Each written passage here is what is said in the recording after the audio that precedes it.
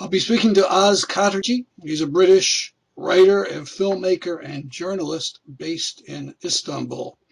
We used some of his video reporting during the military coup attempt in Turkey a few months ago, if you remember. We're talking now after he and some others interrupted the leader of the Labour Party as Corbyn spoke at the Stop the War conference. Good afternoon. Good afternoon, Stanley. So why did you feel it was necessary to interrupt Jeremy Corbyn's speech? Well, I think it's interesting. A lot of people have disagreed. A lot of people have agreed, and this argument's been running for a long time about Jeremy Corbyn's foreign policy towards Syria. And in recent days, I think what we were saying at the event has proved true through Seamus Milne's horrible comments to the press about protesting outside the Russian embassy, deflecting from US atrocities in the area. I mean, it just proves that Corbyn is completely out of touch and out of reality, out of touch with reality with what's going on in Syria. And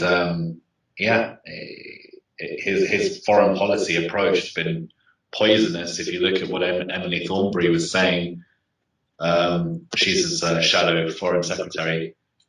And she was saying that the Homs solution, which was the ethnic cleansing of Homs by Bashar al-Assad's forces, was a viable solution for Aleppo, and it totally legitimizes the slaughter of the 275,000 people that are currently living in East Aleppo. Now we have a bit of what you said on Facebook. Somebody did some video. I don't know if you arranged it or it just happened, but it was, they were actually hostile to me, the people that filmed that, the site that put that on there. Could you say exactly what you recall saying in your interruption? I said to him that he was ignoring war crimes in Syria, that he was only interested in British imperialism. He didn't care about the war crimes that Russia were committing in Syria. That he refused to call for Assad to step down. I was asking him when he'd call for Assad to step down, which I still think is telling that neither he nor his team has ever, gone near that question. Jeremy Corbyn specifically said unity government over a transitional government. He's never used the word political transition. So I think it's very telling of Jeremy Corbyn's foreign policy that he sees no legitimacy to the claim that Assad should be moved on, and that's where the problem has come in. It's before we go into that, I also saw you mention that he himself had picketed Russian leaders about Chechnya. I thought that was very interesting. Could you explain?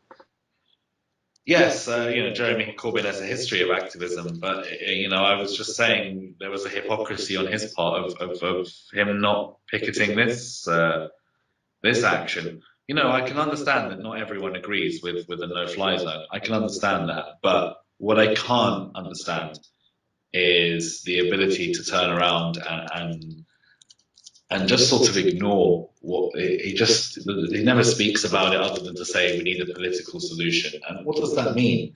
At the same conference that I went to, they were talking about an Israeli-Palestinian political solution, and they were saying, peace talks for the sake of peace talks, it's not worth it, you can't have peace without justice and accountability. I agree with all of that. Why are you not applying that to Syria? That's the problem with the left, is they're not seeing this issue glaring in front of them, and the hypocrisy that they, some of them claim to care for human rights, but when it comes to Syria, well, human rights go out the window. Now, a lot of your critics say, you want war and this. Did you actually talk about the no-fly zone in your comments that day? No, I didn't. I didn't mention no-fly zone in my comments that day. What was the response of the crowd? It looked like there was a couple hundred people there. They started chanting "No more war" at me, which I thought was a very nice sentiment. I really wish that they'd understand that I really don't want a war to be there. Sometimes you hear these same people saying, "Well, military force is always the very last solution." I'm like, well, we're at the last solution, guys. We're here. We've been here for many years now. There's no going back from this point. Something needs to be done, or Aleppo will be wiped off the map. That's just one of the world's most ancient cities. 275,000 people live there right now in East Aleppo. And the solution that the Labour Party are offering through Emily Thornberry on behalf of Jeremy Corbyn is ethnically cleansing East Aleppo. And that's what the solution is. I will, there's no denying that demanding fighters leave East Aleppo, calling them Nusra, calling them whatever you want to call them, because Russia and Syria, the Assad regime, don't differentiate between any of these groups. They are all terrorists to the Syrian and Russian regimes. So, it's a fantasy to say that, and Jeremy Corbyn would never dare say something like that for Gaza. I'm sure Netanyahu would love to say, okay, fine, yeah, we'll come, we'll escort all of the Hamas guys out of Gaza, and then we'll stop bombing. Getting 900 prisoners or whatever in the process. Are you crazy? Would Jeremy Corbyn ever endorse something like that? No.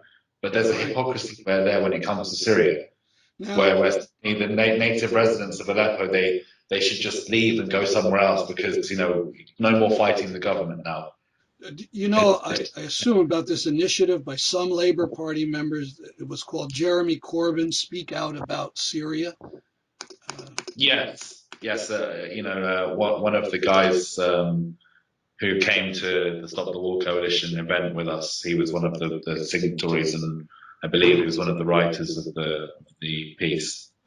And I liked it. It said, it's saying hands off Syria is certainly not enough, and there has to be a different way of acting. Has Corbyn responded to it, to your knowledge? No, he hasn't. Again, the same, that he responded to it like he's responded to me. Syria needs a political solution. That's his only political solution. That's it. Negotiated settlement. There's no discussion beyond that, other than I'm against no-fly zones. I'm against that. That's bombing. That's imperialism. We need de-escalation. That's it. Political solution. And the only other solution I've heard offered at all is Emily Thornberry talking about the ethnic cleansing of Homs, promoting it like it's a positive solution, which is just ludicrous. It's shocking, it's appalling.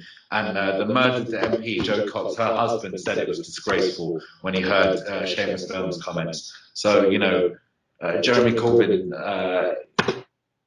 he's just going against the will of the country, even. A Pew poll the other day, 67% of people in the country, or 63% rather, said they support a no-fly zone in Syria, according to a YouGov poll.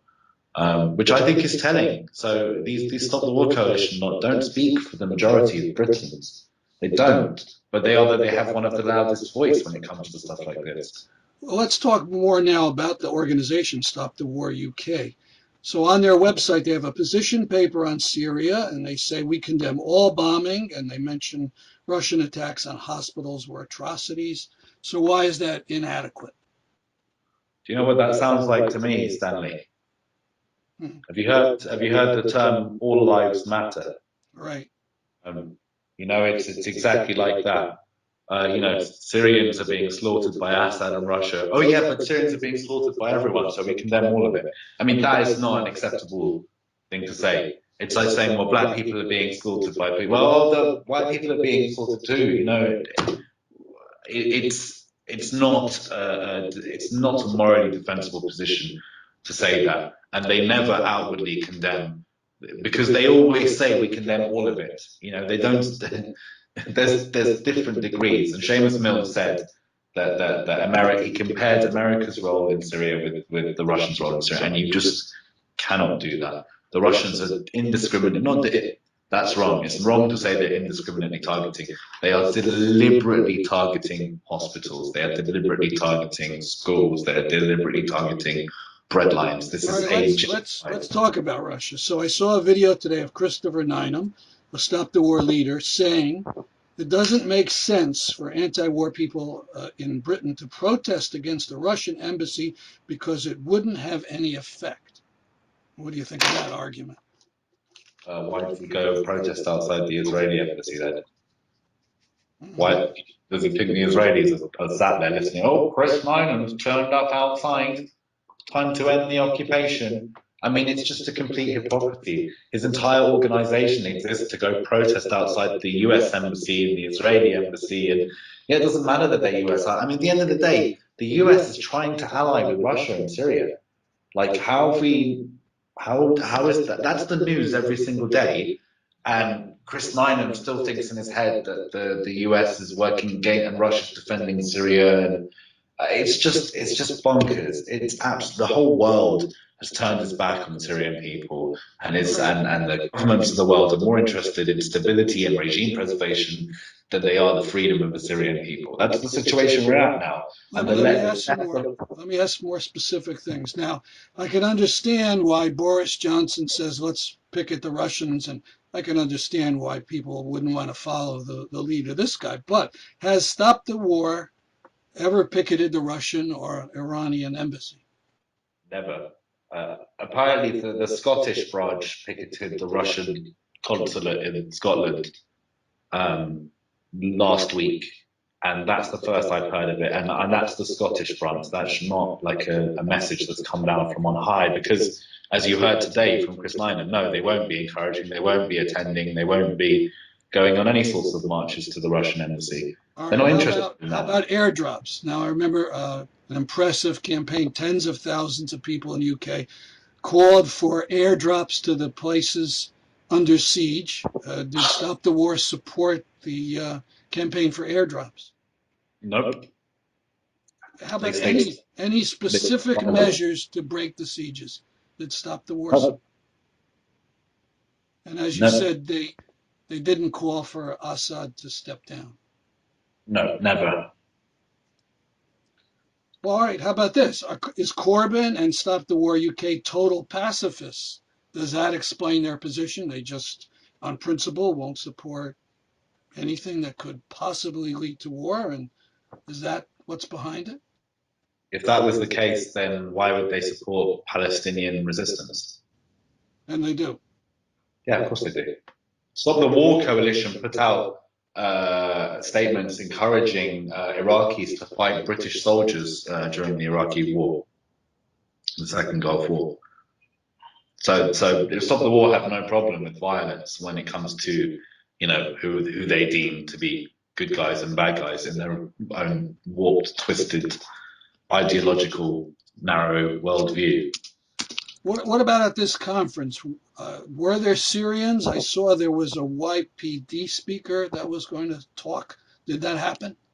The PYD speaker, yeah, he came on and he talked about the brave Kurdish resistance, and that's all well and good, but he was at an event that was completely ruling out American intervention and damning it for the Syrian people, while the PYD guy is there, the YPG is the military arm of the PYD. Let's leave aside that they're allied to Assad in certain parts of the country. Yeah, let's leave aside that, because ultimately they receive massive amounts of US close air support in Kobani to defeat Islamic State in Kobani. Massive, massive, massive amounts of close US air support. Does the The hypocrisy there is completely obvious. Oh, it's fine to send airstrikes in for the Kurds, but it's absolutely outrageous to talk about saving, Syrian Arabs from their butcher, murderous dictator. It's madness, and I'm surprised more people don't see right through it. All right, just a couple more questions. I want to go back to the confrontation with Corbyn. So we saw you speak out.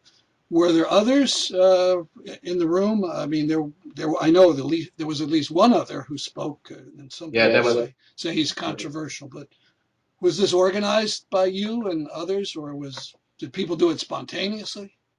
What actually happened was spontaneous. There was a group of Syrian activists that planned to go down and planned to talk to people, and there wasn't a consensus on what should be done or what should be said. They wanted to ask hard questions at the end, but it seems Syria wasn't on the agenda. They were talking about 15 years of stop the war, and not one not one slot was allocated to talk about Syria, and you know, they don't talk about Bashar al-Assad or Vladimir Putin's role. They don't. It's just not something they emphasize on at all. They, you know, despite the fact that 95% of the civilian deaths are caused by these forces.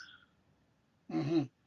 Now, one question. Sorry, answering your question. There were other people there. There were Syrians there. I wasn't the only one. There were, you know, the guys at the end, the two girls that were saying your silence is complicit, Jeremy. That I believe they're Syrian. One of the guys I was sat next to was Syrian. Syrians have protested Stop the War for quite some time now. They tried to lobby them. They tried to talk to them, but there's been complete hostility from Stop the War from the very start. Who see Syria as like another Iraq, and the situations are completely incomparable. now, I praised your action as righteous on Facebook and was criticized as being unhinged, and was told that the other person whose photo was taken by the son was a pro-war person hooked up with neocons. What would you say about that? This would be Rashad Ali, who I only met that day for the first time. I'm not sure about Rashad's past. I do believe he works with anti-extremist think tanks. You know, I talk to Quilliam, I talk to these organizations in the work that I've done in Syria before. Their own politics is not something that troubles me as much as Assad's war crimes.